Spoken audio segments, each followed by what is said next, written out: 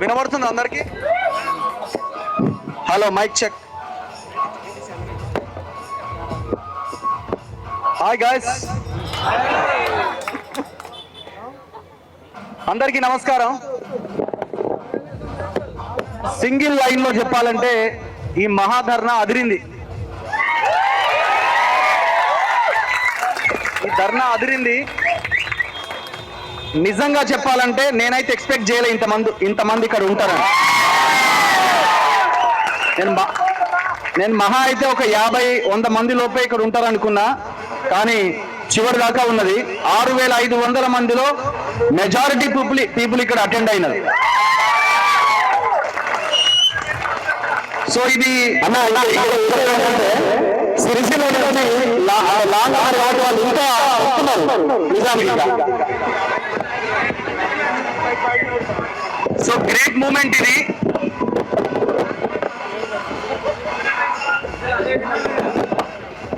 So దీనికి ప్రధానమైన కారణం ఏమై ఉంటుందంటే, ఒకటి ఇక్కడ ఎవరైతే నిర్వహిస్తున్నారో వాళ్ళు ఇనిషియేట్ తీసుకోవడం, మీ టీం మెంబర్స్ ఎవరైతే ఉన్నారో వాళ్ళకి మనం ధన్యవాదాలు చెప్పాలి. అండ్ రెండోది, మీకున్న పెయిన్ ఇక్కడ కనబడుతున్నది. మీరు ఎంత ఆవేదనతో, ఎంత బాధతో, ఎంత దుఃఖంతో ఉన్నారు అని చెప్పడానికి ఇంతకంటే నిదర్శనం అక్కర్లేదు. సో దయచేసి ఇక్కడ ఎవరైతే తెలంగాణ ఇంటెలిజెన్స్ పోలీసులు ఎవరైతే ఉన్నారో, ఈ ఇన్ఫర్మేషన్ని ముఖ్యమంత్రికి తీసుకెళ్ళడానికి మీరు ఎవరైతే పనిచేస్తున్నారో పోలీసులు కూడా దయచేసి మంచి రిపోర్ట్ రాసి పంపేయమని రిక్వెస్ట్ చేస్తున్నారు.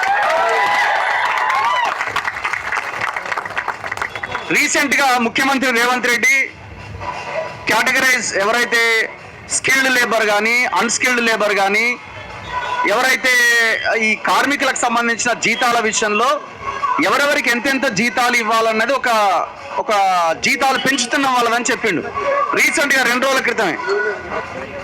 మరి ముఖ్యమంత్రి సమాధానం చెప్పాలి. లైసెన్స్డ్ సర్వేయర్లు ఎవరైతే ఉన్నారో వీళ్ళు ఏ కేటగిరీ కిందకి వస్తారో చెప్పాలి.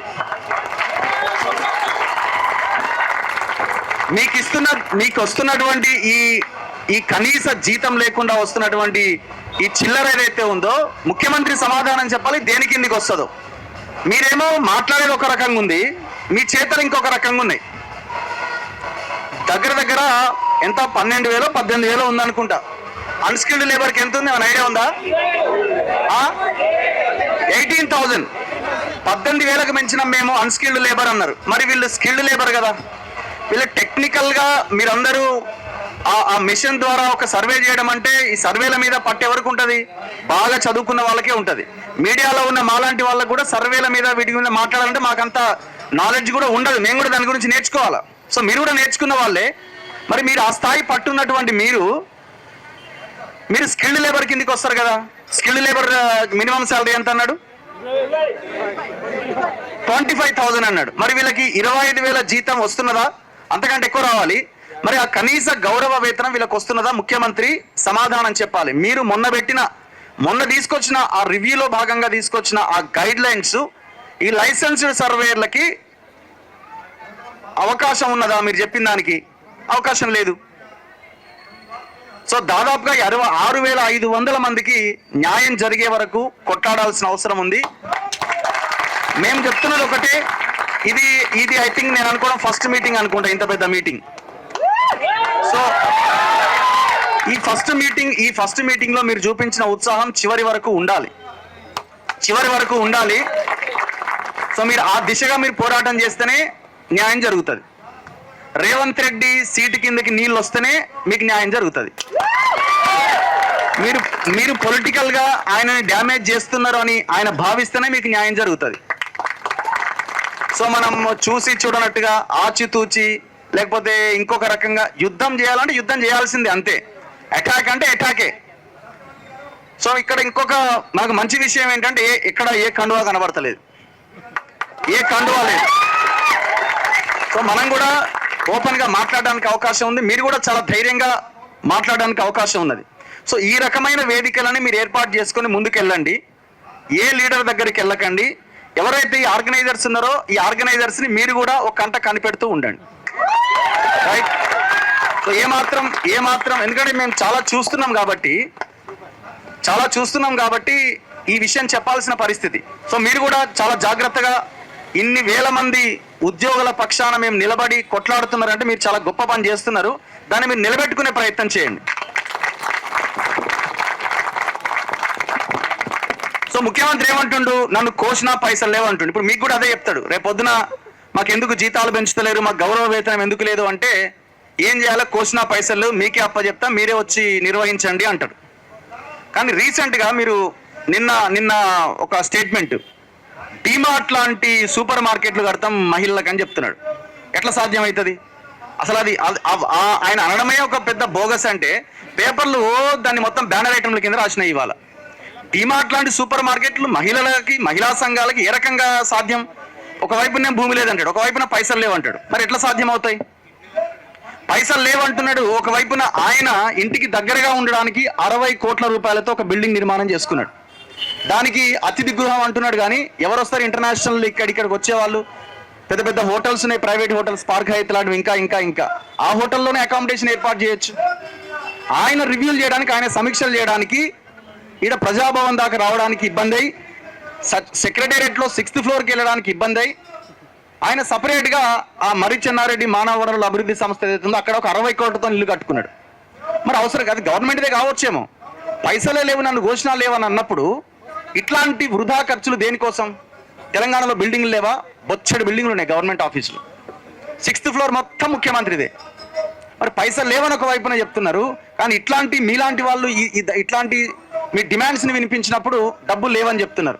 కాంట్రాక్ట్కి మన రిటైర్డ్ ఎంప్లాయీస్ సంబంధించిన విషయంలో కూడా ఇదే విషయాన్ని చెప్తున్నాడు. ఫీజు రియంబర్స్మెంట్ అంశం వచ్చినప్పుడు డబ్బులు లేవని చెప్తున్నారు. కానీ వీళ్ళు చేయాల్సిన పనంతా చేస్తూనే ఉన్నారు కదా. ఏమన్నా ఆగినాయా? ఇంకొక విషయం ఇక్కడ మనం మాట్లాడాల్సింది, ఇవాళ మీరు పేపర్ చూడండి, ఒక ఇరిగేషన్ డిపార్ట్మెంట్లో ఒక 4 అధికారులు ఏసీబీకి దొరికితే ఆ 4 అధికారుల నుంచి దాదాపు 1000 కోట్ల రూపాయలు వాళ్ళు అక్రమంగా సంపాదించారని లెక్కలు తేల్చారు.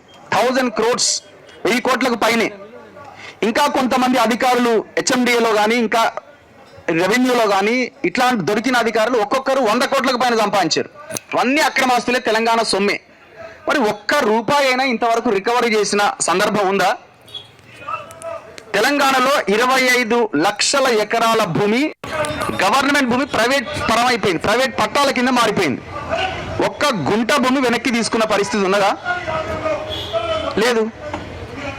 సో అవన్నీ ఆ 25 లక్షల ఎకరాలు ఒక 10% మీరు వేలం వేసి దాన్ని అమ్మే ప్రయత్నం చేసినా తెలంగాణ ఒక 5-10 ఏళ్ళు అద్భుతంగా నడుస్తుంది. మరి ఆ ప్రయత్నం ఎందుకు చేస్తలేడు ముఖ్యమంత్రి? ఆ ప్రయత్నం ఎందుకు చేస్తలేడు? మీలాంటి వాళ్ళు డిమాండ్స్ అడిగితే డబ్బులు లేవంటున్నాడు, కానీ జరిగిన అవినీతిని బయటికి తీసుకొచ్చే ప్రయత్నం చేస్తలేడు. బయటికి తీసుకొచ్చే ప్రయత్నం చేస్తున్నా లోపల మాట్లాడుకొని వాళ్ళకి బేరసారాలు చేసుకొని డీల్ సెట్ చేసుకుంటున్నారు. అందులో భాగంగానే కదా 10 ఏళ్ళ అవినీతి అని మాట్లాడిన వీళ్ళు వాళ్ళతో కాంప్రమైజ్ అయ్యి కనీసం వాళ్ళ దగ్గర నుంచి రూపాయి రికవరీ చేస్తలేరు, వాళ్ళ మీద కేసులు పెడతలేరు. రీసెంట్గా ఫార్ములా కార్ రేసింగ్ సంబంధించింది కూడా ఈ మధ్యకాలంలో ఆ గ్రీన్కో అనే కంపెనీ ముఖ్యమంత్రికి దగ్గర కంపెనీ అయిపోయింది. ఆ గ్రీన్కో అనే కంపెనీ ఫార్ములా రేసింగ్ దాంట్లో ఉన్నది క్లియర్గా, గ్రీన్కో అనిల్.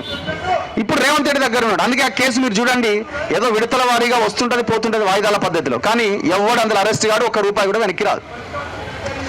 భూముల విషయం అంతే, కార్ రేసింగ్ అంతే, కాళేశ్వరం అంతే, ప్రతి కేసులో అంతే. ఇవన్నీ కూడా తెలంగాణలో ఆ సంపాదించిన డబ్బులన్నీ రికవరీ చేస్తే తెలంగాణ అద్భుతంగా ఇంకా ముందుకెళ్ళడానికి అవకాశం ఉంటుంది. కాబట్టి ఈ పార్టీలు మనవి కావు, ఈ లీడర్లు మన వాళ్ళు కారు. వీళ్ళని నమ్ముకుంటే తెలంగాణ మళ్ళీ నట్టేట మునిగినట్టే. సో 2.5 సంవత్సరాలు అయిపోయింది. ఈ 2.5 సంవత్సరాల తర్వాత తెలంగాణకి ఒక దిశ చూపించాల్సిన బాధ్యత మనందరి మీద ఉన్నది. ప్రజల్ని ఇంకా అవగాహన పెంచి ప్రజల్ని చైతన్యం చేయాల్సిన బాధ్యత మన మీద ఉన్నది. చాలా మంది అంటారు, ఇది మరి ఈ లైన్ ఎక్కడి దాకా తీసుకెళ్తారు మీరు, ఆల్టర్నేట్ అంటున్నారు అని అంటే, ఎక్కడో దగ్గర దీన్ని తీసుకెళ్లాల్సిన అవసరం ఉన్నది ఖచ్చితంగా. లేకపోతే కథమేగా. ఇప్పటికే 15 సంవత్సరాలు అయిపోద్ది. ఇప్పుడు ఈ పీరియడ్ కూడా అయిపోతే దాదాపు 10-15 ఏళ్ళు వెనక్కి వెళ్ళిపోయింది. ఇంకా భవిష్యత్ పరిస్థితి ఏంది? కాబట్టి మన ముందు జనరేషన్లు పోయినాయి, మన జనరేషన్ కథం అయిపోతున్నది. నెక్స్ట్ జనరేషన్ పరిస్థితి ఏంది? అందుకే ప్రజలు కూడా మనం ఆలోచించాలి. ఇప్పుడు మనమంతా చదువుకున్న యూత్గా, చదువుకున్న యువకులుగా మనం ఆలోచన చేసి ప్రజల్లో చైతన్యం తీసుకొస్తేనే అది సాధ్యమవుతుంది. సో కాబట్టి మీ డిమాండ్ మీద మీరు బలంగా కొట్లాడండి. సమస్యకి ఖచ్చితంగా ఏదో ఒక దగ్గర పరిష్కారం దొరుకుతుంది. పరిష్కారం దొరకదు అనే సమస్య రాదు. కాకపోతే ఇక్కడ పాయింట్ ఏంటంటే మిమ్మల్ని విభజించి డివైడ్ చేసి పాలించాలనుకుంటారు. దానికి కనుక మీరు తలొగ్గితే ఎక్కడికక్కడ మనం విడిపోతాం, మన సమస్య పరిష్కారం కాదు. ఈ లాంగ్ రన్లో జరిగేది ఇదే. సో కాబట్టి మీ దగ్గరికి రాజకీయ నాయకులు వస్తుంటారు, మీ వేదికలు పంచుకోవాలనుకుంటారు, వేదికలు పంచుకుంటారు, వాళ్ళ కోసం వాడుకుంటారు, తర్వాత మిమ్మల్ని మర్చిపోతారు. సో కాకపోతే మీరు అన్ని పార్టీల వైపు వెళ్ళండి, వెళ్ళి రిప్రజెంటేషన్స్ ఇవ్వండి, మా గురించి మీ వేదికగా మాట్లాడే ప్రయత్నం చేయండి అని అడగండి. అసెంబ్లీ స్టార్ట్ అయితే అసెంబ్లీలో మా గురించి ప్రస్తావించండి అని ఆ లీడర్ని మాట్లాడించండి. కానీ వాళ్ళని వెనకాల పెట్టి మీరు నడిచే ప్రయత్నం దయచేసి చేయకండి, అది పెద్ద మోసం అవుతుంది. సో ఇది నేను చెప్పదలుచుకుంది. మా వైపు నుంచి అయితే ఖచ్చితంగా మా 100% సహకారం మీకు ఉంటుంది. దాంట్లో ఎలాంటి డౌట్ అక్కర్లేదు. ఒక్కొక్కసారి మేము ఫోన్లు ఎత్తకపోయినా, బిజీగా ఉండి చేయకపోయినా మీరు ఇబ్బంది పడాల్సిన అవసరం లేదు. మీ సమస్య మా సమస్యగా తీసుకొని మేము దీన్ని ముందుకు తీసుకెళ్లే ప్రయత్నం చేస్తాం. ఈ అవకాశం కల్పించిన అందరికీ ధన్యవాదాలు. Thank you.